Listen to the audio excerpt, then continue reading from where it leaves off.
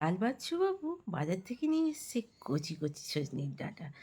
আহা! দেখেই তো একরাশ লোভ। আর সঙ্গে সঙ্গেই ভেবে নিয়েছি আলু দিয়ে পোস্ত বানাবো।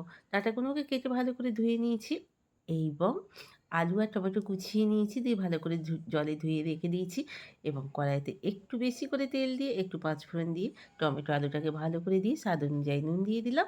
এবার ভালো করে ভাজাভাজি করে নিয়ে তারপর ওপর থেকে ডাঁটাগুলো দিয়ে দিলাম। ডাঁটাগুলো দিয়ে বেশ খানিকক্ষণ একটু নেড়ে ছেড়ে নিলাম টমেটো আলুর সঙ্গে এবং শিলে বাটবো পোস্ত। যেহেতু পোস্ত বানাবো সেই হেতু ভালো করে পোস্তটা বেটে নিলাম। সব পোস্তটা দরকার লাগবে না, যেহেতু অল্পই তো ডাঁটা আর আলু, তাই জন্য সব পোস্তটা দিলাম না। অল্প একটু রেখে দিলাম, প্রয়োজন হলে আবারও দিয়ে দেবো।